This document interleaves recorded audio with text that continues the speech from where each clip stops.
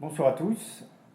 Donc, séminaire de l'école éthique de la Salpêtrière, intitulé Ralentir travaux, accueilli une fois de plus à l'Hôtel Dieu. Nous remercions Cynthia Flory. Nous remercions Virgile à la technique. Donc, comme chaque fois, je vous annonce la suite du programme, c'est-à-dire mardi 6 juin, il s'agira d'Éric Fiat, que tout le monde connaît ici, et qui nous parlera de son ouvrage sur la pudeur. On se rappelle donc que nous sommes issus de la plupart des étudiants ici du master d'éthique médicale et hospitalière qui a lieu à la Salpêtrière 2 jours par mois, un mercredi et un jeudi, dirigé par Eric Fiat, avec Corinne Pelluchon, David Smadja et moi-même. Donc nous avons notamment un séminaire que j'ai dirigé qui s'appelle le séminaire Parcours de l'identité. Je disais donc le séminaire Parcours de l'identité du jeudi soir où j'ai évoqué le philosophe John Locke et notamment l'essai sur l'entendement humain, le chapitre 27 du livre 2, où John Locke va définir la personne comme un être qui est défini par sa conscience propre, conscience qu'il comprend également comme mémoire continuée de soi-même. Et cela induit un statut particulier qui peut donner une inquiétude lorsqu'une personne a du mal à tenir sa personne par une conscience continuée, à tenir sa personne par une mémoire constante. Et c'est à ce moment-là que nous avons affaire à des difficultés philosophiques, mais qui ont un impact dans le réel. Ça n'est pas rien que de définir la personne uniquement à travers sa conscience et sa mémoire, parce que ça va amener certains philosophes contemporains, je pense à Peter Singer par exemple, ou à Angel Hart, qui vont créer le terme de non-personne. Il y aurait des individus qui sont des non-personnes, et ils sont en cela dans le droit fil de la définition de John Locke, puisque seront des non-personnes les êtres humains qui ont une apparence humaine, mais qui n'ont pas une conscience continue. Donc les personnes polyhandicapées et lourdes, et on peut aller jusqu'aux personnes malades d'Alzheimer lorsque la démence devient profonde. Et là, le statut de la personne est en jeu. Et donc ce soir, nous avons Christian Tanier qui est là pour nous parler de son ouvrage « Quand la conscience s'en va ». Quand la conscience s'en va. Donc Christian Tanier est neurologue, médecin neurologue, également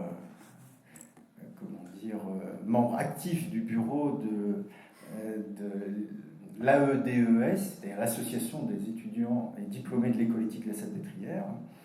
Et donc Christian va nous parler de ces situations qu'il connaît bien, qu'il a étudiées, des personnes dont la conscience pourrait être sujette à caution, et il va nous expliquer ce qu'il entend par pari des possibles.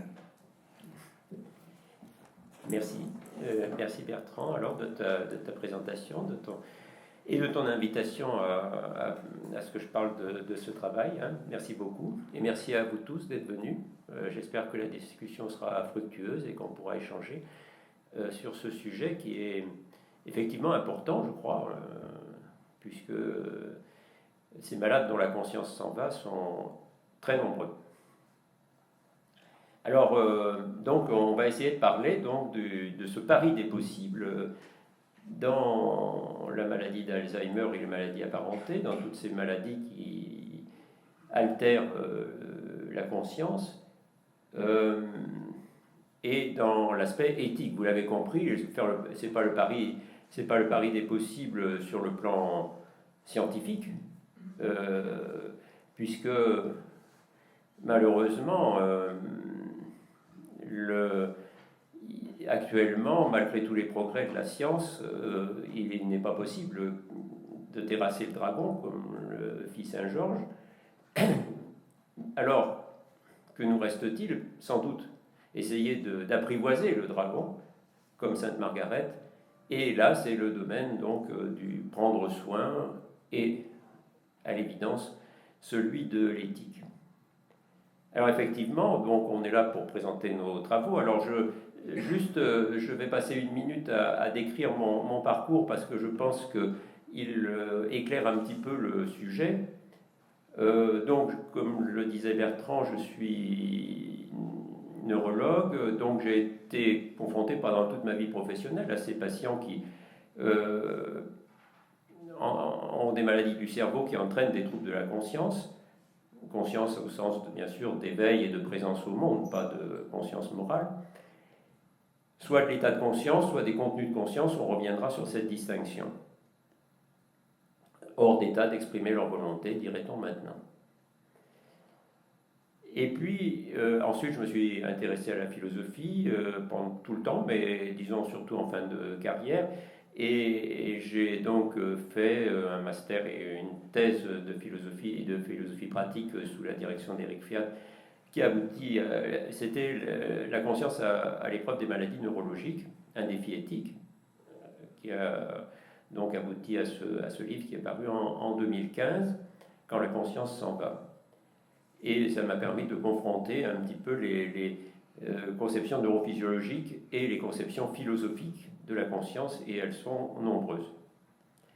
Et puis peut-être, et surtout, pour le sujet qui nous intéresse ce soir, je m'occupe depuis maintenant 9 ans d'un comité d'éthique hospitalier.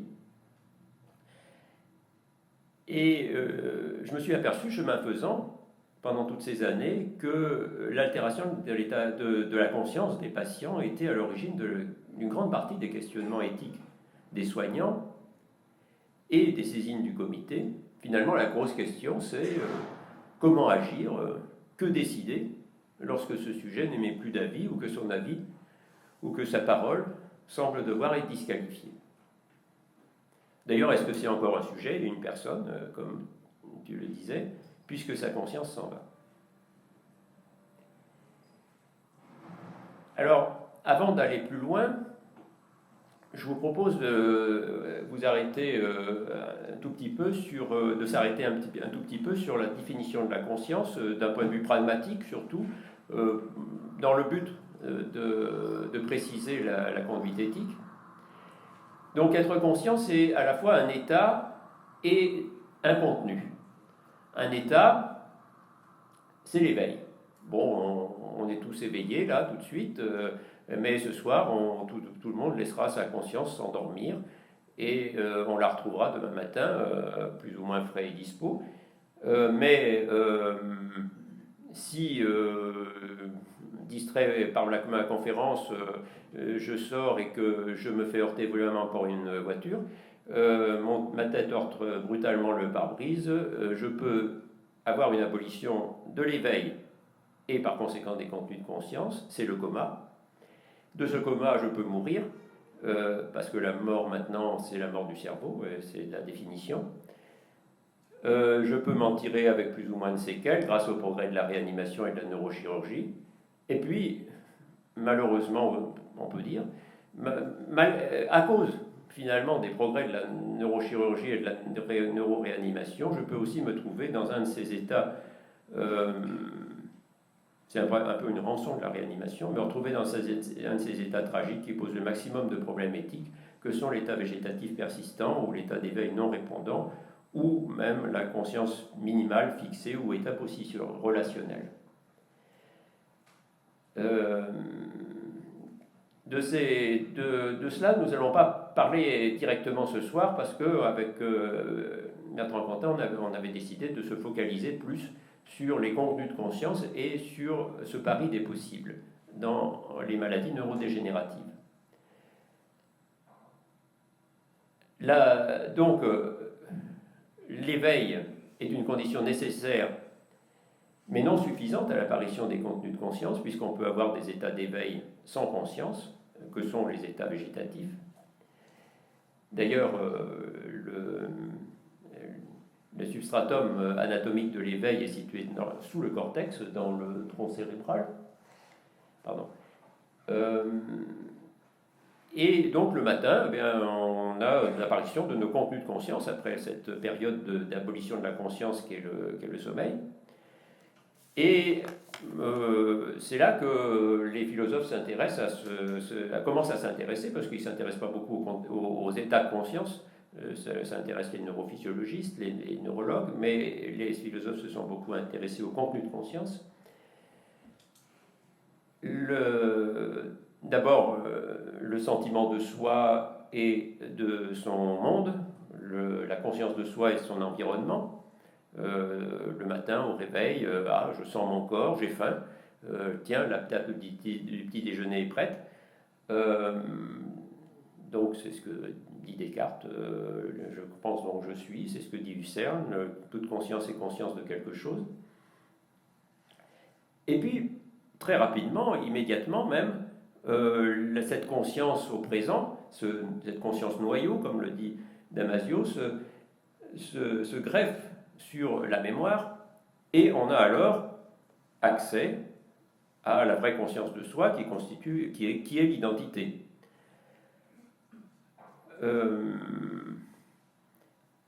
C'est ce que dit Bergson, la mémoire est là ou bien la conscience n'y est pas. Et nous ouvre à la liberté, c'est-à-dire la capacité d'initier volontairement une action. Sartre nous dit tout acte de conscience est un acte de liberté. Donc délibérer, anticiper, choisir notre petit projet de la journée ou notre grande décision de toute notre vie. Et c'est cet aspect de la conscience dont nous allons parler en faisant le pari des possibles. Donc pour résumer, on pourrait dire que la conscience, c'est la propriété de notre cerveau qui relie notre subjectivité au monde, c'est un peu la conscience au présent, qui permet la construction de notre identité grâce à la mémoire, qui nous ouvre à la liberté. C'est la façon dont le définit également Miguel Benassayag. Au croisement du sentiment de soi, nous dit-il, de l'identité et de la liberté, la conscience fonde le sujet, qui s'oppose à l'objet par son intériorité et son intentionnalité. Donc, je ne vais pas vous parler ce soir de cognition, pas d'aphasie, pas d'apraxie, agnosie, voilà, mais de contenu de conscience, c'est-à-dire de liberté, d'identité, de conscience au présent, c'est-à-dire le sentiment de soi et de son monde, qui fondent le sujet, donc, en tant qu'il se oppose à l'objet.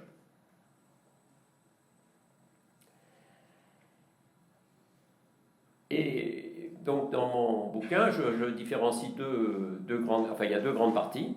La conscience absente, et c'est l'éthique des situations extrêmes, celle que par exemple, celle qui peut s'intéresser au cas de Vincent Lambert par exemple, qui a été très médiatisé, ça doit vous dire quelque chose, dont nous ne parlerons pas ce soir donc, et l'altération des contenus de conscience, pour laquelle je propose une éthique des paris. Alors on va essayer de développer ça donc. En répondant à quelques questions, pourquoi un défi éthique? Qu'est-ce qu'une éthique des paris dans les maladies neurodégénératives? Comment parier sur les possibles? C'est surtout ça.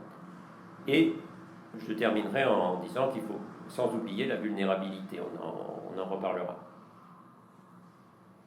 Donc première question, pourquoi un défi éthique?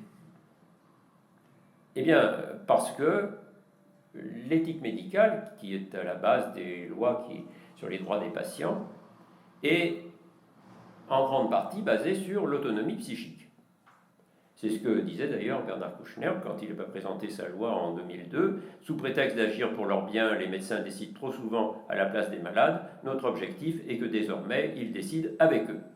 Ce respect de l'autonomie du malade doit être au fondement de l'éthique clinique. Donc, en fin de compte, notre société, l'éthique médicale, s'adresse à un sujet autonome, capable de comprendre une information, de délibérer, de décider, de consentir et de refuser, c'est fondamental. On lui propose un traitement, une expérimentation, un placement de maison de retraite, voilà. Alors là, il n'est pas besoin d'être en clair pour s'apercevoir que cette conception autonomiste de l'éthique soignante est totalement ou en partie remise en question par les maladies neurodégénératives, dont la maladie d'Alzheimer, surtout si on considère que c'est une espèce de mort dans la vie. C'est ce que nous dit Elie Wiesel parlant de son père. Il m'est difficile de me référer à un être qui autrefois incarnait puissance de l'intelligence et richesse du verbe. Mon père vit une existence morte, comme on dit, un temps mort. C'est ce que dit aussi Michel Malherbe, que m'a permis de découvrir Bertrand en parlant de sa femme. Appartient-il à un être humain de partager ses jours, que dis-je, ses années, entre le lit et le fauteuil, d'y rester sans bouger et de ne prendre pas de la main la cuillère avec laquelle on le nourrit et de bégayer des sons en guise de langage? Et alors, comme on le disait en introduction, des courants de pensée peuvent même affirmer la sous-humanité à ce moment-là de certains êtres humains. Attention, attention, au regard de leurs facultés détruites. Donc le défi, finalement, c'est bien ça, c'est cette nouvelle relation humaine qui est inventée pour répondre à cette tragédie qu'est la perte de l'esprit. Alors bien sûr, la première réponse, c'est une éthique de la bienfaisance, de la sollicitude, du care, peut-être aussi de la tendresse. C'est peut-être une qualité des soignants et des accompagnants qu'on ne développe pas assez. Comme le dit Catherine Malabou à propos de sa grand-mère, « J'ai compris trop tard que la tendresse aurait été la seule réponse. Je n'aurais pas cherché à tout prix et absurdement à lui rafraîchir la mémoire, mais l'aurais laissé calmement, sans rien attendre, d'assister à sa propre absence. » Oui, bien sûr, c'est fondamental, c'est même l'évidence. Mais voilà, alors ce que je veux vous dire ce soir, c'est que, en plus, puisque les deux vont ensemble, bien sûr, il faut aussi parier sur les possibles.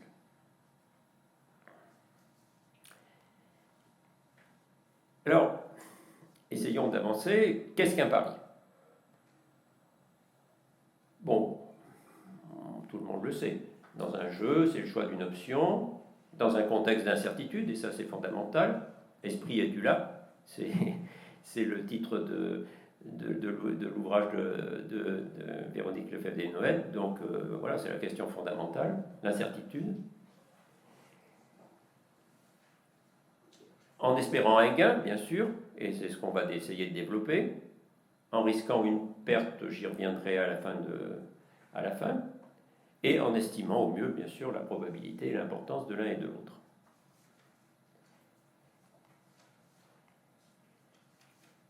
Ce qui est en jeu dans la maladie d'Alzheimer et dans la maladie des consciences, et c'est le plus grave des jeux, c'est donc l'esprit même du patient, sa conscience, ses capacités décisionnelles, son identité, finalement son statut de sujet, capable de dire « je ». Alors pourquoi parier sur ce qui semble disparaître? Est-ce qu'il ne vaut pas mieux, et au mieux, exercer une bienveillance paternaliste à l'égard d'un patient qui devient l'objet de tous nos soins? Et pourtant non. Il faut parier sur l'incertain, voire l'improbable. Peut-être poursuivre Pascal, qui nous dit que la saine raison n'est pas toujours celle qui prouve et qui démontre, mais celle qui parie et qui risque. Et les gains escomptés, c'est pas le pari sur l'existence de Dieu, mais enfin, les gains escomptés ne sont pas modestes. C'est finalement l'humanité qui est à gagner, c'est l'humanité de la relation. Et peut-être même faire le pari de l'estime de soi. Bon, estime de soi du patient, bien sûr, parce que c'est évident, c'est plus valorisant de sentir qu'on est considéré comme un sujet plutôt que d'être légué au niveau d'objet, même si c'est un objet de soin. Mais peut-être aussi estime de soi du soignant, parce que quelle gratification finalement pour un soignant que de comprendre par un regard, par une parole en retour, que son effort de compréhension d'une souffrance ou d'un désir d'autonomie a été bien reçu, a généré chez ce patient le simple réconfort de ne pas être totalement disqualifié. Donc c'est un changement de regard qui nous oblige à être créatifs. Pourquoi parier sur les possibles plutôt que d'insister sur les pertes? De quoi cet autre est-il capable? Et finalement, ça nous remet en question de quoi je suis capable moi aussi de recevoir. Qu'est-ce que je suis capable de recevoir de lui et de lui donner pour l'aider dans ses possibles.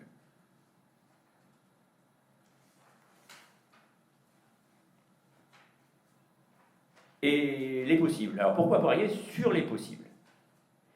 D'abord, pour nous référer à la philosophie, et puis ensuite parce que c'est une des clés de notre mission de soignant. Alors nous référer à la philosophie, bon, bien sûr, déjà Aristote affirmait que l'homme est l'animal voué au possible.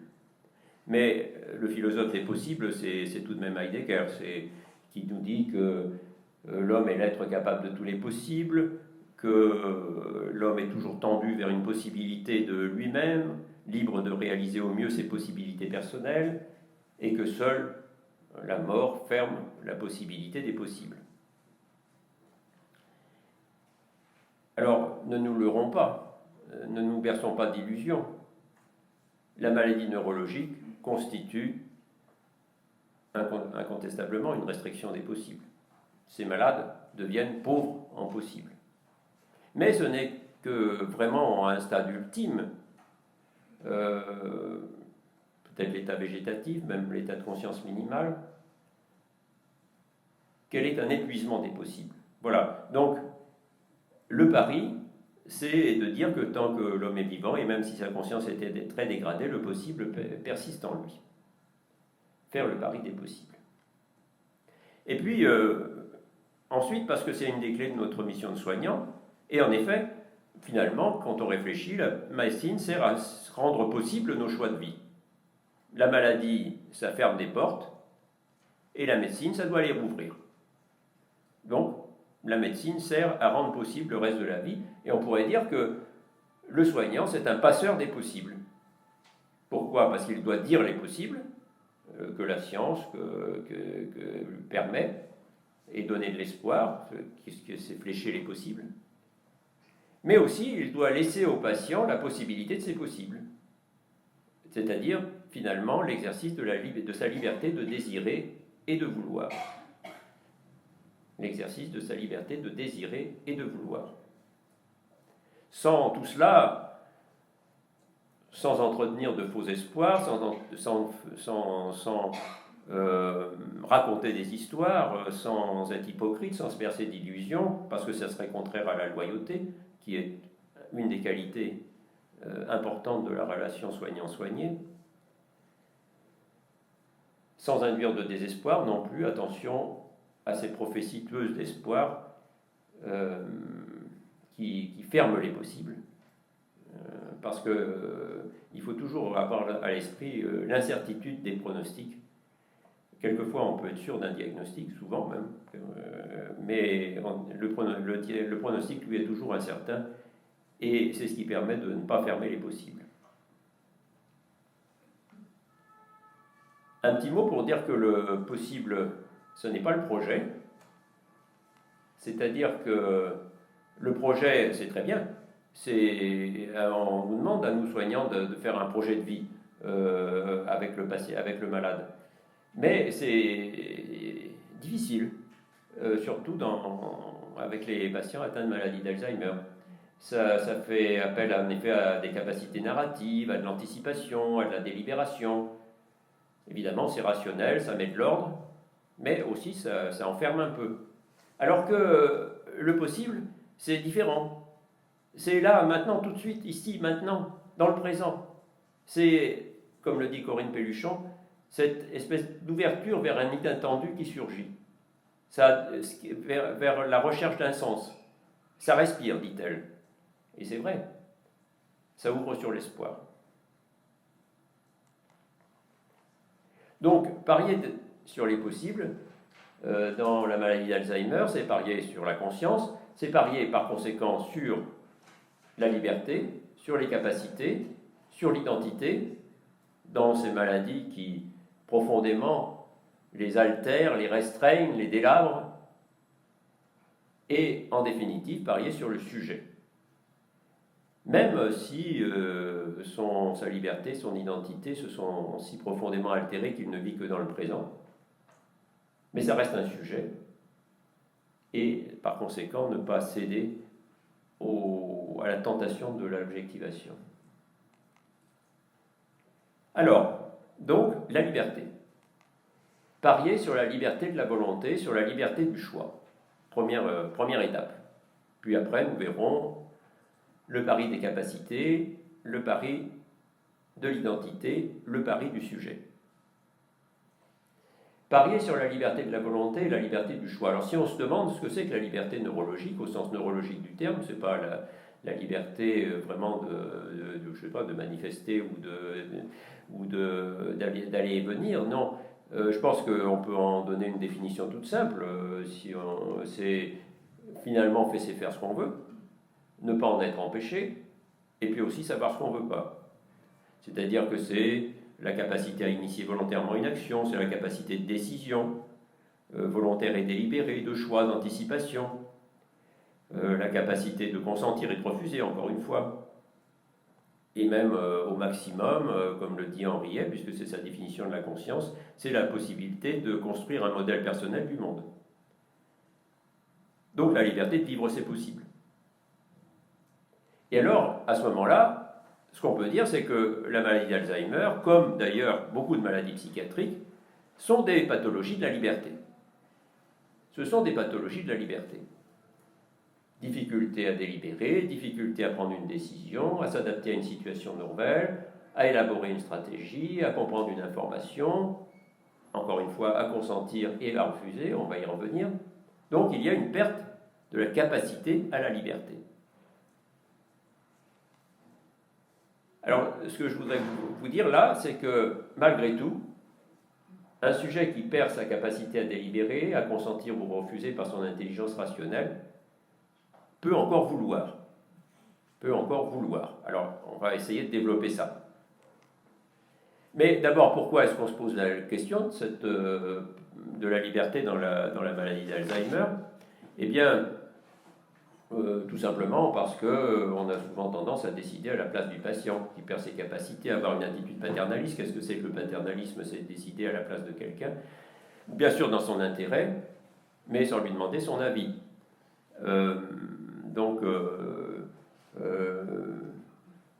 C'est ce que dit le plan Alzheimer. Trop souvent, le diagnostic de maladie d'Alzheimer disqualifie la parole de la personne malade. Et puis aussi un verbatim de patient, passer d'une vie où l'on compte, où l'on est acteur, à une vie où tout est réglé par le bon vouloir d'autres. Devenir un spectateur de la vie qui attend avec la peur d'être oublié. Donc nous réduisons notre liberté bien plus que ne voudrait la loi, c'est ce que dit Catherine Wong. On leur impose de se lever quand on l'a décidé, de ne pas se coucher dans la journée, de ne pas embrasser la voisine, même si elle est d'accord, de ne pas rentrer dans la chambre des autres résidents, de ne pas manger de chocolat, etc. etc. Voire même, comme le dit Ophélie Méchain, que la recherche, même rechercher obstinément l'indépendance fonctionnelle, l'autonomie fonctionnelle, peut devenir un véritable harcèlement thérapeutique, aux dépens de l'autonomie, de la volonté du patient. C'est le règne des « il faut » ou « il ne faut pas ». Il faut marcher alors que le patient n'en peut plus et n'en veut plus. Rappelons-nous de ce que disait Gandhi, ce que vous faites pour moi, sans moi, vous le faites contre moi. Alors, reprenons au niveau de la capacité de consentir ou de refuser. Donc, c'est fondamental, c'est la loi de 2002, aucun acte médical, aucun traitement ne peut être pratiqué sans le consentement libre et éclairé de la personne, et le médecin doit respecter la volonté de la personne après l'avoir informée. C'est cardinal. Mais le consentement Et là encore, Véronique, c'est le travail de Véronique, de consentement dans la maladie d'Alzheimer. Je vous demande de vous y référer. Oui, alors c'est très difficile le consentement en fait. Parce que, comme le dit très bien Jean-Claude Ameisen, pour consentir, il faut délibérer en soi-même, il faut avoir finalement refusé de refuser. Puisqu'il faut d'abord avoir s'être dit, qu'est-ce qui se passe si je refuse? Qu'est-ce qui va se passer? Alors, pas possible. Donc, je consens. Consentir, c'est avoir considéré la possibilité du refus, puis avoir refusé de refuser, nous dit-il. Un véritable oui n'est pas une alternative au non, c'est un oui qui fait retour sur le non, qui le submerge, qui le prend en compte, qui le dépasse. La noblesse du consentement, c'est l'affirmation implicite de la négation d'une négation, du refus d'un refus. Alors si on considère que c'est ça, le consentement, eh bien là, ça devient carrément vraiment difficile dans les maladies neurodégénératives, effectivement. Alors, l'espace de réflexion éthique de la maladie d'Alzheimer, l'EREMA, devenu EREMAND, développe la notion d'assentiment. Oui, on peut, ce sujet qui perd sa capacité de consentir, il peut assentir, bien que l'assentiment n'ait pas de valeur juridique jusqu'à maintenant. Alors, la définition, ça serait donner tout son sens et l'importance nécessaire à la vie de la personne dans l'incapacité d'émettre un consentement pleinement libre et éclairé, mais toujours apte à participer à la prise de décision. Bon. Donc, moi, comme je le vois, je sais que Ophélie fait son mémoire sur ce sujet, donc elle pourra nous apporter des éléments de discussion. Tel que je le vois, c'est une manière d'exprimer ce qu'on préfère lorsque le soignant a réduit, simplifié les options. Finalement, il fait une information un peu simplifiée, un peu appropriée. C'est moins bien que le consentement, c'est mieux que de décider à sa place. C'est finalement donner son adhésion à la proposition. C'est ne pas s'y opposer, c'est rechercher l'absence d'opposition. Docteur, je m'en réunis à vous. Vous faites au mieux. D'accord. Ce que je veux développer, c'est que ce patient peut aussi, et encore, et toujours vouloir. Parce que vouloir n'est pas consentir, ni assentir.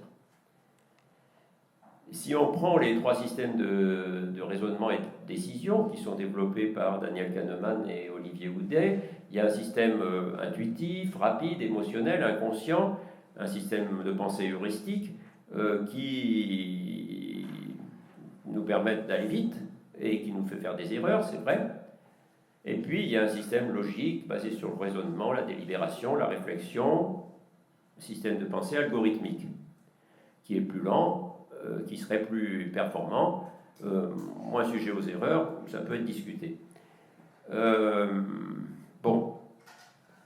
Et on peut se féliciter finalement avec Olivier Houdet et Daniel Kahneman que le cortex frontal pré-inhibiteur, c'est ce système exécutif, le système 3, nous inhibe des intuitions trop impulsives, des pensées heuristiques trop rapides pour favoriser cette pensée logique et algorithmique. Mais tout de même, la liberté ne dépend pas uniquement de la délibération et de l'intelligence consciente et d'un système de pensée algorithmique. Finalement, le choix décisionnel, il naît souvent d'une intuition émotionnelle, d'un inconscient cognitif, qui sont bien plus longtemps conservés dans la maladie d'Alzheimer que le système de délibération. D'ailleurs, les philosophes se méfiaient beaucoup de la délibération. Bergson, pourquoi cette délibération? Tu en connais bien l'issue, tu sais bien ce que tu vas faire. Et Sartre, la délibération volontaire est toujours truquée. Quand je délibère, les jeux sont faits. L'intuition, nous dit Eric Fiat, c'est la saisie massive des phénomènes. Tout se passe comme si la conscience humaine entrait en sympathie avec ses objets de connaissance. Donc on peut parier sur la liberté de la volonté, sur la liberté du choix chez ces malades. Prenons ce cas qui est cité par Elisabeth Quignard dans le livre Question d'amour. Bon, c'est une malade qui est atteinte d'une maladie d'Alzheimer à un stade évolué, à un moment donné, d'ailleurs, elle s'exprime peu, elle est très peu communicative, et à un moment donné, il est impossible de la garder à la maison, et on l'hospitalise en EHPAD. À ce moment-là, pour la première fois, probablement depuis longtemps, on la déshabille et on s'aperçoit qu'elle a un cancer du sein au stade de l'ulcération, et on dit, ça impose théoriquement une intervention chirurgicale. Et alors, à la surprise de tout le monde, alors qu'elle ne s'exprimait plus depuis longtemps, elle sut bien réagir et exprimer vigoureusement qu'elle ne laisserait personne toucher à ce mal qu'elle connaissait, avec lequel elle vivait depuis longtemps, et qu'elle garderait, dit-elle, jusqu'à la fin. Voilà, c'est bien un choix intuitif, ça, qui exprime de façon fulgurante une conception personnelle de la vie. Bon, on le suivra ou on ne le suivra pas, mais en tout cas, il importe de le prendre en compte, quel que soit son caractère raisonnable ou pas. Et puis, aller chercher la volonté des patients, ça peut quelquefois même conduire à des décisions de vie ou de mort. Je vous cite ce cas qu'on avait connu au comité d'éthique. 81 ans, hémiplégie droite, aphasie sur AVC. C'est un homme qui donc il a eu 2 AVC, dont il persiste donc des lourdes séquelles. Il est aphasique, mais il comprend quand même les consignes, peut-être les situations complexes, c'est difficile à dire. En tout cas, c'est un homme battant. Il se déplaçait dans un fauteuil roulant électrique et il paraît heureux de cette autonomie réduite. Et ses 2 fils, le décrivent comme un battant. Seulement, bon, les situations se dégradent et on est obligé de l'hospitaliser en EHPAD. Malgré tout, il s'adapte bien à l'EHPAD, il continue à se déplacer en fauteuil roulant, il mange seul, il a un bon contact, et ça se passe bien avec le personnel soignant. Et puis, insuffisance rénale, créatinine à 660, bref. Le patient devient confus, alors à ces troubles cognitifs s'ajoutent des troubles de la conscience, c'est un peu intermédiaire entre les deux. Il lui arrive d'arracher les perfusions, et à ce moment-là, eh bien, le problème se pose, est-ce qu'il faut le dialyser? Et les néphrologues sont assez réticents, il faut dire. Il est lourdement handicapé, il est en perte d'autonomie, il est difficile de recueillir sa volonté. Alors donc, la question posée, y a-t-il proportionnalité des soins? Cette intervention médicale lourde qu'est l'hémodialyse, 3 hémodialyses par semaine, s'apparente-t-elle à une obstination déraisonnable? Et alors le rôle du comité d'éthique a été d'aller le voir à 3 personnes, comme on fait d'habitude, bien sûr de s'entretenir avec la famille, avec les fils, avec les soignants, mais avec le patient lui-même. En passant 1 heure avec lui, en essayant de lui faire exprimer quelque chose, en lui posant des questions et en essayant d'établir un code avec lui, fermer les yeux quand la réponse est oui, serrer la main quand la réponse est non. Et on lui parle de choses basiques. Est-ce que vous avez envie de mourir? Est-ce que vous avez envie de vivre? Est-ce que vous avez...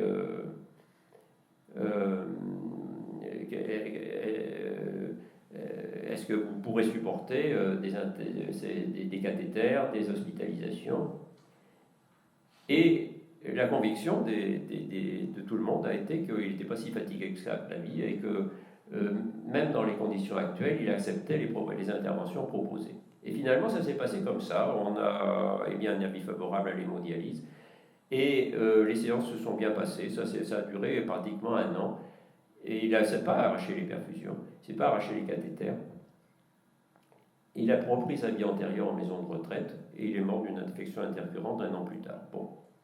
Donc, le vouloir. Aller chercher le vouloir. Ne disqualifions pas la volonté et la liberté de ces malades sous prétexte que leurs facultés sont altérées. Et c'est ce que dit d'ailleurs le Comité consultatif national d'éthique dans son avis 121. Personne ne peut présumer que le libre arbitre de la personne âgée ou malade est inexistant ou trop altéré pour juger que sa demande ne traduit pas sa volonté. Personne ne peut préjuger que le libre arbitre de la personne âgée ou malade est inexistant ou trop altéré pour juger que sa demande ne traduit pas sa volonté. C'est dans un contexte un peu plus global de fin de vie. Bon. Alors, bien sûr, il ne faut pas occulter la difficulté de cette situation. C'est sûr que le choix d'une personne peut être contraire à ses intérêts. Tout à l'heure, cette patiente qui a un cancer du sein au stade ulcéré, dans 2 mois, son ulcération aura grandi, elle commencera à souffrir, elle aura oublié ses décisions antérieures, et elle dira, mais pourquoi vous m'avez... pourquoi vous ne m'avez pas opéré. Donc, attention. Mais, d'une façon générale, c'est quand même une grande violence que de décréter cette distorsion entre volonté et intérêt, d'aller contre la volonté d'une personne pour préserver son intérêt. Alors, bon, en pratique, il faut voir ce qui est possible et ce qui est impossible, bien sûr. Il faut tenir compte de l'ensemble du contexte, de la singularité de la situation, de l'importance des troubles de la conscience, des fluctuations de prise de position du patient, des risques que ferait courir une décision irraisonnable, des conflits éventuels avec l'entourage parce que ça existe.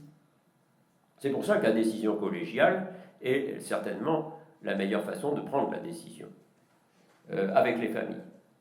Mais, et c'est là le message principal, à condition de ne pas en exclure le patient lui-même. Et cela, même s'il a un représentant légal.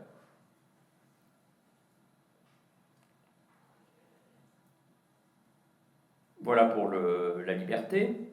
Le pari des capacités. Le pari des capacités. Ben oui, parier sur les capacités plus que sur les déficits, sur les possibles plus que sur les failles. Bon, ça ne guérit pas le malade, c'est sûr, hein. Mais ça évite de le disqualifier, ça modifie la relation soignante. Le pari des capacités. Alors certes, comme le dit Jean-Philippe Pierron, les maladies neurologiques dégénératives détrônent une conception insolente de l'autonomie. Insolente au sens d'autodétermination, d'indépendance. Mais ça ne veut pas dire que tous les possibles sont fermés. Donc faire le pari des possibles dans ce domaine, c'est décliner cette autonomie brisée, comme selon l'ouvrage de Corinne Pelluchon, en degrés, décomposer l'autonomie en capacité, en compétences, s'habiller, utiliser le téléphone, gérer un budget, etc. Et c'est le mérite de Fabrice Hill de nous dire que les patients Alzheimer restent assez longtemps compétents pour un bon nombre de décisions si on prend la peine de leur expliquer les choses, en adaptant l'information, en la décomposant les choix en options simples.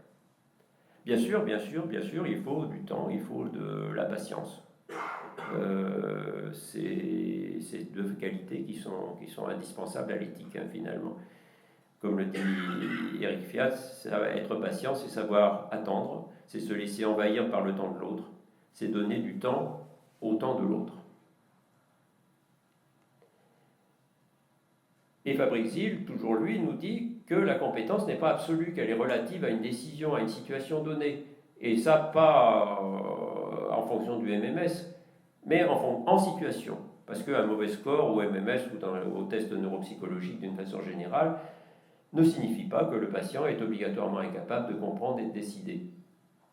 Par exemple, gérer un patrimoine, c'est à l'évidence pas les mêmes compétences que d'exprimer une préférence sur un lieu de vie, d'accepter d'entrer dans un essai thérapeutique, etc.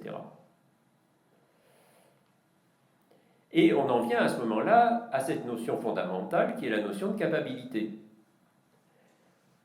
Ce qu'une personne est réellement capable de faire ou d'être.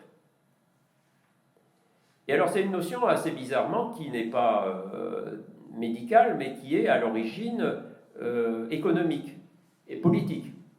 Puisque c'est Amartya Sen, qui est un économiste, prix Nobel d'économie, qui est à la base de cette notion de capacité, et qui nous dit que c'est un devoir pour la société, et je traduis pour les soignants, les proches, les accompagnants aussi, que de permettre à une personne, quelle que soit sa position sociale ou, en l'occurrence, sa position médicale, sa condition médicale, d'exprimer ce qu'elle est réellement capable de faire ou d'être, même si on doit l'aider pour le faire. Et la phrase principale, finalement, c'est « ne raisonnons plus en termes de résultats et de projets, mais en termes de possibilités d'accès aux dimensions de la vie qui ont un sens pour une personne. » dans une situation donnée et qui lui permettent, sinon de s'épanouir, du moins de respirer et de rester humain. On en revient au possible. C'est le sens de la notion de capacité. Alors, si on est dans cette mouvance, il devient possible pour un soignant, un accompagnant, de faire le pari des capacités, même si donc il s'agit d'une autonomie élémentaire et même si elle doit être accompagnée pour se réaliser. Et on peut même l'aider à choisir entre ses désirs et ses valeurs. Parce que, finalement, il existe aussi une autonomie des désirs et des valeurs, et des préférences. Les préférences s'adressant plutôt aux valeurs et les désirs sont plutôt immédiats. Être autonome, ce n'est pas forcément avoir un projet de vie, une vision globale de l'existence, ça peut être tout simplement dans l'immédiat, dans ici et maintenant, d'avoir la possibilité d'exprimer, de réaliser ses préférences et ses désirs. Les philosophes aiment bien se référer au cas de Madame Rogoff, qui avait été décrit par Jaworska, et je vous la raconte rapidement, parce que ça a été une controverse entre Jaworska et Dworkin. Enfin bon, et c'est intéressant. Enfin, c'était une femme auparavant, c'est un cas de figure, hein, Madame Rogoff, c'est pas son vrai nom, mais c'est un cas de... Mais disons que c'était une femme auparavant très indépendante, très soucieuse de son apparence extérieure, très coquette. Et puis elle est atteinte d'une détérioration cognitive, donc d'une maladie d'Alzheimer. Elle est de plus en plus confuse, elle est prise en charge par une auxiliaire de vie, mais elle reçoit aussi plus souvent la visite de ses petits-enfants et elle apprécie beaucoup ces visites, au point de même de pleurer lorsqu'ils partent. Mais la maladie évolue et petit à petit, elle en vient à refuser de s'habiller, elle veut rester en pyjama dans la journée, elle ne veut pas prendre de bain parce qu'elle a peur de l'eau, elle ne veut plus mettre un dentier qui la dérange, etc. Comportement qui s'oppose à ses valeurs antérieures de bien sur soi. Mais elle reste aussi très attachée aux relations qu'elle entretient avec son auxiliaire de vie et aux visites de ses petits-enfants, ce qu'on peut considérer être comme une valeur. Et ceci risque de venir la voir moins souvent si elle est négligée, si elle sent mauvais. Alors, est-ce qu'il ne faut pas, avec l'aide de l'auxiliaire de vie, l'aider à prendre conscience de ses valeurs actuelles, les relations familiales, plutôt que de se soumettre à ses désirs immédiats, qui sont de vivre de façon négligée?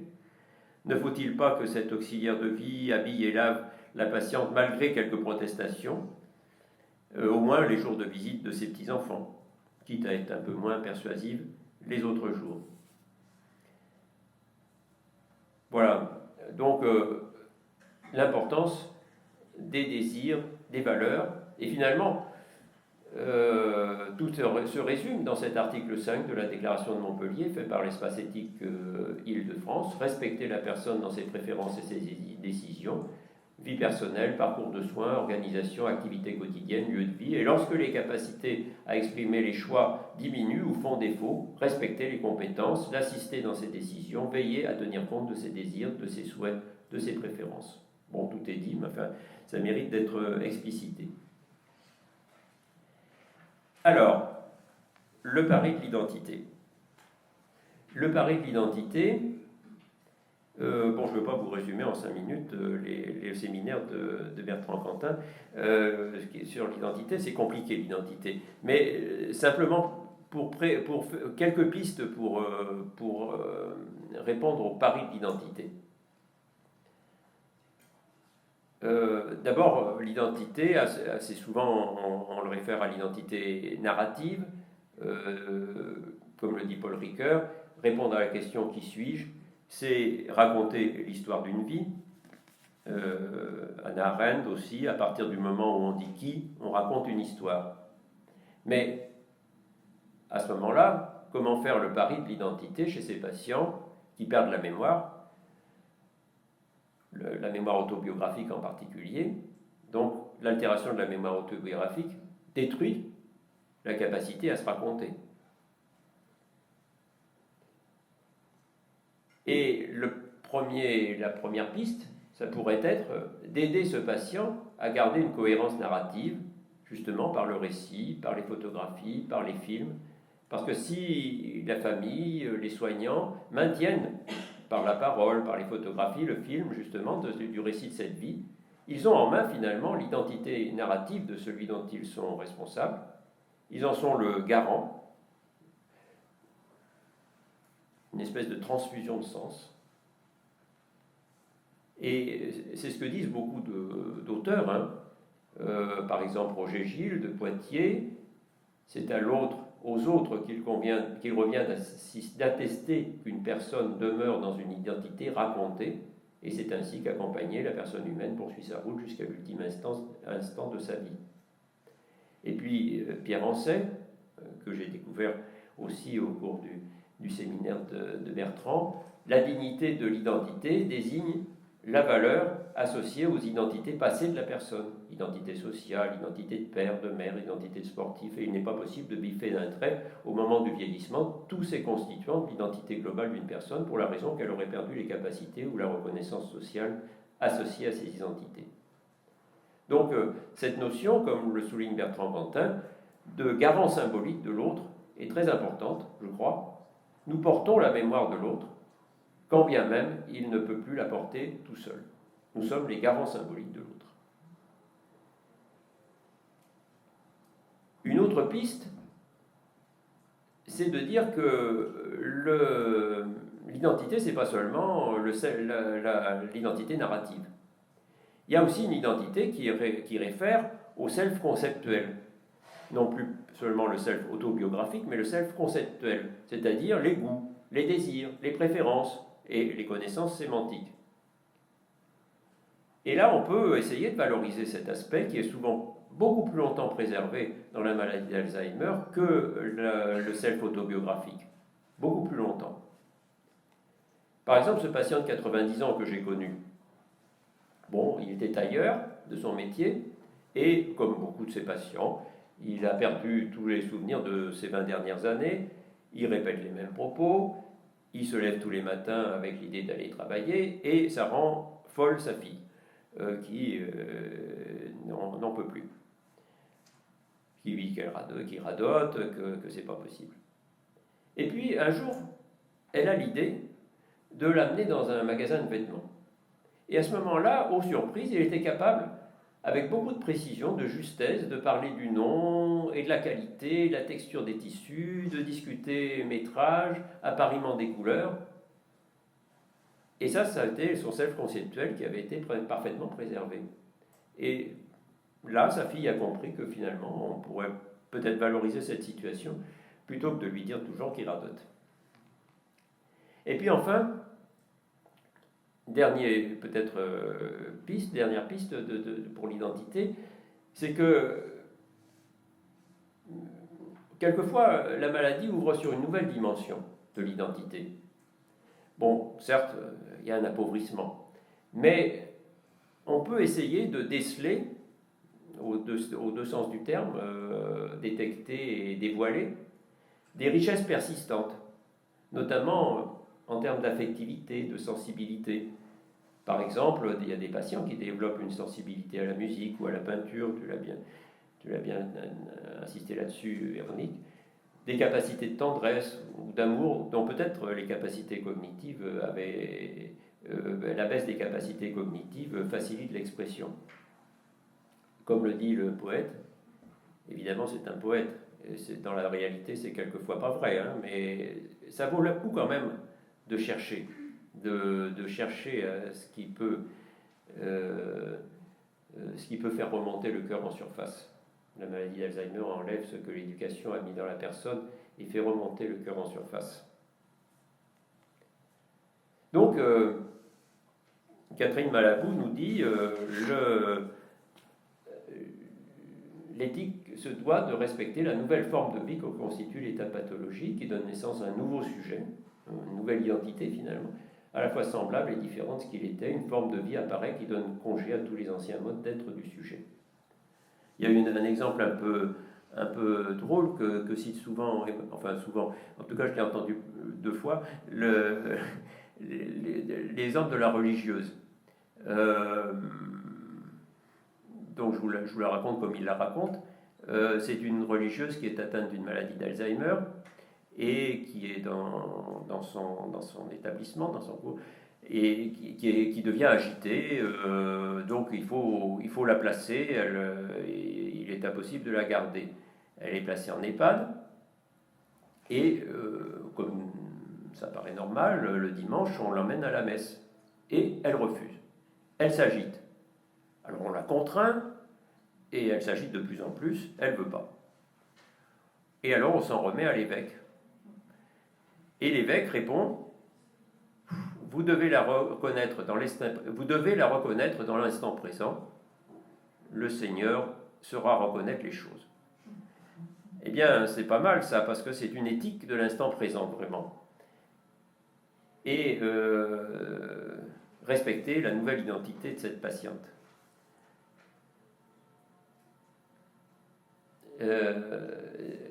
Marie-Christine Nisi nous dit que c'est un décalage entre l'identité vécue et l'identité sociale. Et c'est vrai, c'est bien ça. C'est la personne qu'elle est pour elle-même diffère significativement de celle qu'elle est pour autrui.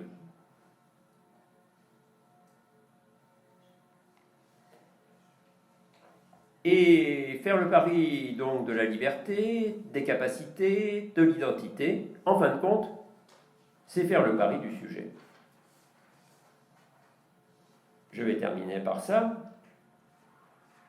Et par l'impératif dont parlait Bertrand Cantat en introduction, de distinguer personne et sujet. Dans la pratique courante, dans le langage courant et dans les situations habituelles, il n'est pas absolument nécessaire de distinguer la personne et le sujet. On ne le fait pas, en règle générale. D'ailleurs, même Ricoeur ne distinguait pas tellement la personne et le sujet. Mais pour les malades qui perdent leur conscience, je pense qu'il est très important de les distinguer. Parce que, comme le disait Bertrand en introduction, c'est un grand danger éthique, je pense, de lier la notion de personne à celle de conscience de soi, comme le fait Don John Locke. Et il nous dit, pour trouver en quoi consiste l'identité personnelle, nous devons considérer ce que personne veut dire, et selon moi, c'est un être pensant et intelligent qui possède la raison et la réflexion, ce qu'il fait uniquement par cette conscience qui est inséparable de la pensée. Donc, John Locke relie la notion de personne et la notion de conscience. Une personne est une personne par sa conscience. Alors, c'est la conception cognitionniste de la personne, mais il en résulte une conséquence morale importante et finalement très discutable, parce qu'à ce moment-là, on peut dire qu'une personne dont certaines fonctions du cerveau sont détruites peut ne pas rester une personne. Elle pourrait même régresser au statut trivial, comme on le dit trivialement, de légume. Et Engelhardt, Peter Singer, ne se dispense pas d'abonder dans ce sens. Il faut revoir cette phrase très connue d'Engelhardt: ce ne sont pas tous les humains qui sont des personnes, ce ne sont pas tous les humains qui sont conscients d'eux-mêmes, rationnels, capables de concevoir la possibilité de blâmer ou de louer, les fœtus, les nouveau-nés, et les déments profonds et les comateux, sans espoir, fournissent des exemples d'humains qui ne sont pas des personnes. Donc, le risque, c'est celui de désigner une sous-humanité dont le respect de la dignité n'est plus assuré.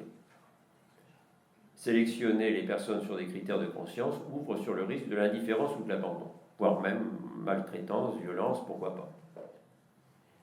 Et le cas évident, c'est le cas des états végétatifs persistants. Comme le dit Peter Singer, ces états végétatifs persistants, dont se rapprochent quelquefois les démences au stade très évolué, offrent finalement l'exemple d'êtres qui ne sont pas conscients d'eux-mêmes, ni rationnels, ni autonomes. Le voyage de leur vie, nous dit-il, est arrivé à sa fin. Quel sens y a-t-il à garder de tels humains en vie si leur vie est au total misérable? Bon, la question posée par Peter Singer est pertinente, finalement, sauf à tenir une position strictement vitaliste. aucun soignant, aucun proche ne peut éviter de se la poser. Mais finalement, une chose est de raisonner sur une personne dont on affirme la dignité intrinsèque et inconditionnelle à la manière kantienne, qu'elle soit consciente ou pas, et dont l'état clinique peut, en situation extrême, conduire à se poser des questions sur la disparition du sujet relationnel, sur le sens de sa vie, sur l'opportunité d'un laisser mourir, par exemple, sur le refus de l'obstination déraisonnable. Bon, ça d'accord. Mais une autre est de s'arroger le pouvoir de trier entre les êtres humains, entre ceux qui sont des personnes et ceux qui ne le sont pas, et de faire découler de ce critère un jugement de valeur qui peut conduire à des décisions de vie ou de mort. C'est ce que nous dit d'ailleurs Chantal Delsol. Il y a une différence abyssale, dit-elle, entre laisser partir un mourant en conscience et décréter que tous les mourants, à un certain stade, ne sont plus des personnes. En conscience morale, là pour le coup. Donc, là, il faut proposer aux soignants une conception ontologique de la personne telle que le fait Kant, qui postule la personne humaine, c'est-à-dire le postulat, c'est une proposition a priori qui est indémontrable, mais nécessaire à la conduite du raisonnement. Donc, la personne, c'est une abstraction de la raison, ce n'est pas le sujet, ce n'est pas la personnalité, le personnage. On est une personne par notre appartenance à l'humanité, c'est un postulat qui nous assure cette dignité absolue et inconditionnelle, c'est une permanence, donc on est dans une personne, même dans le coma ou en état végétatif. C'est une exigence morale, finalement. Et c'est ce que nous dit d'ailleurs le plan Alzheimer, l'accompagnement éthique, c'est affirmer la permanence de la personne humaine en toutes circonstances, même les plus dégradées. Mais la personne n'est pas le sujet. Le sujet, lui, c'est l'être de conscience, de relations, d'émotions, de désirs, d'échanges. Donc être un sujet, lui, être un sujet suppose la possession de certaines facultés, et c'est d'abord celle de la conscience. Donc le sujet, lui, est fragile et incertain. C'est pour ça qu'il faut parier sur le sujet. Il faut postuler la personne, mais parier sur le sujet. Lui, il disparaît dans les comas profonds, l'état végétatif persistant, mais il ne disparaît pas le plus souvent, et sauf en toute fin d'évolution, dans les maladies dégénératives, dans les maladies d'Alzheimer. Il ne disparaît pas. Il est présent. Il est des stades du sujet comme il est des stades de conscience. C'est pour ça qu'on peut faire le pari du sujet. Parce que respecter la dignité, c'est pas seulement respecter la dignité d'une personne ontologiquement désincarnée, mais c'est respecter le sujet et sa singularité. Hannah Arendt, d'ailleurs, nous dit « Le respect de la dignité humaine implique que l'on reconnaisse les autres hommes au même titre que soi-même comme des sujets. » Donc, qu'est-ce que c'est que faire le pari du sujet ? Eh bien, c'est, on l'a dit déjà, tenir compte de ses volontés, de ses désirs, de ses possibles, mais aussi, c'est tout simplement résister à sa disqualification. Parier sur la réciprocité d'un échange possible. Bon, par exemple, premièrement, savoir vivre au présent, échanger, même si ce patient n'a plus la possibilité d'accéder à son identité ou à sa liberté. Parce que même si il ne peut plus dire « je pense » ou « je philosophe », il peut dire encore souvent « j'aime »,« je souffre »,« ça me fait plaisir »,« je veux ». Et c'est affirmer, bien sûr, l'importance de la relation intersubjective.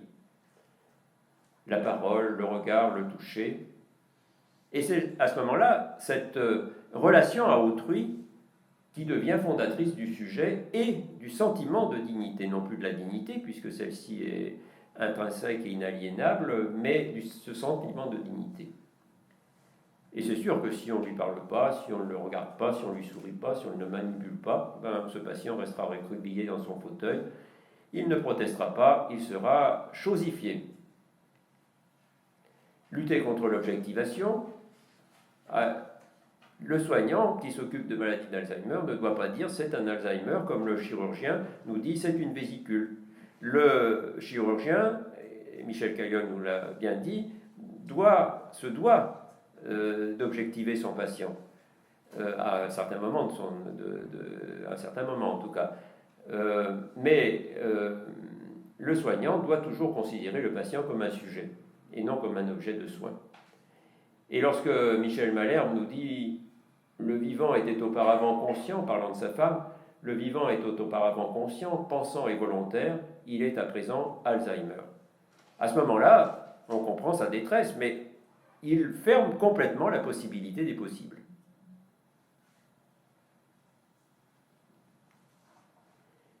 J'avais fait un jour une conférence dans un endroit où on soigne des maladies d'Alzheimer et des maladies psychiatriques, et puis on avait posé la question auparavant, qu'est-ce que vous, au personnel soignant, qu'est-ce que vous pensez qui est une atteinte à la dignité du sujet?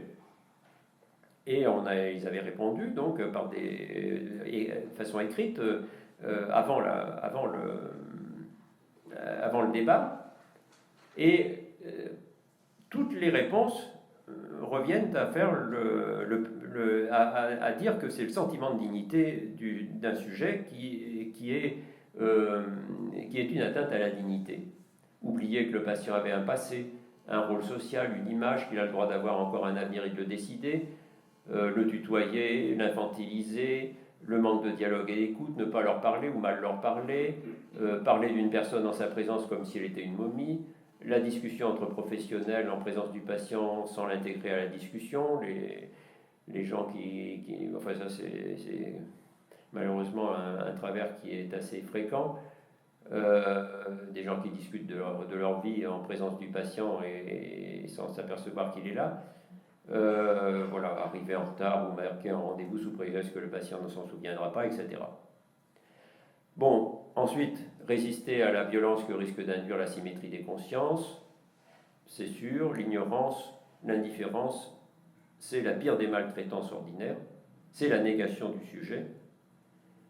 Jean Ménondieu nous le dit, hein, traiter odieusement celui auquel nous ne voulons pas ressembler sous prétexte qu'il a perdu la raison est pour le moins méprisable. C'est pourtant l'attitude qu'à notre insu nous adoptons vis-à-vis des supposés déments. Ça se passe de commentaires, c'est une diapo que je dois à Christophe Pacifique. Voilà, une malade attachée dans son fauteuil, elle risque rien, je suis tranquille, je peux faire autre chose que ranger son bazar sans arrêt. Et enfin, combattre le sentiment d'indignité, parce que la seule façon de lutter contre ce sentiment d'indignité, c'est de faire le pari du sujet. Et puis, bien sûr, aussi, de ne pas admettre une situation d'indignité et par conséquent de refuser, par les soins qu'on lui apporte, qu'une personne puisse être dans une situation de douleur, d'inconfort, de solitude.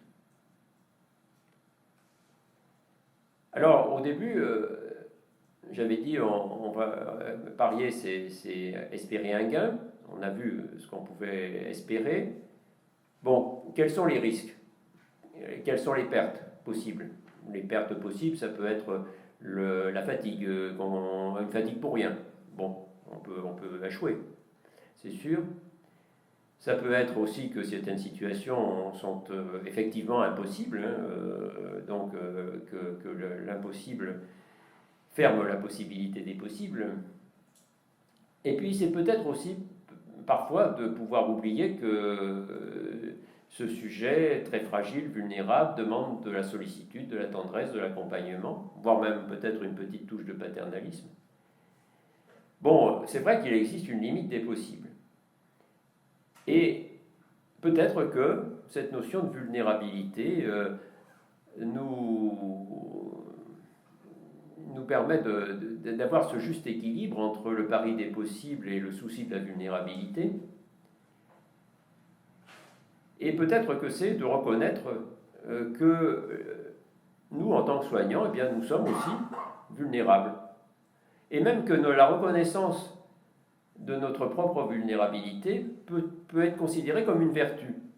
C'est-à-dire que nous ne sommes pas tout puissants, mais nous ne sommes pas non plus impuissants. C'est-à-dire que je ne peux pas tout faire, je reconnais mes limites, mais je peux faire quelque chose. Au fond, c'est comme le patient. Il ne peut pas non plus tout faire, mais il peut sans doute faire quelque chose. Voilà, je conclurai là-dessus. Entre le pari des possibles et la limite des possibles.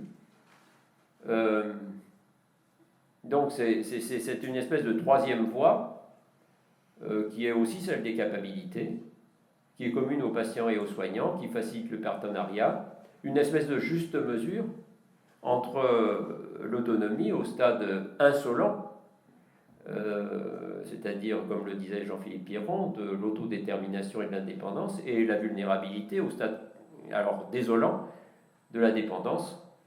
Donc, cette voie médiane, cette ligne de crête, ce sommet, comme celui du mont Fuji, qui permet parfois peut-être de rendre effectivement le tragique moins tragique au sens qu'Éric Fiat donne de l'éthique.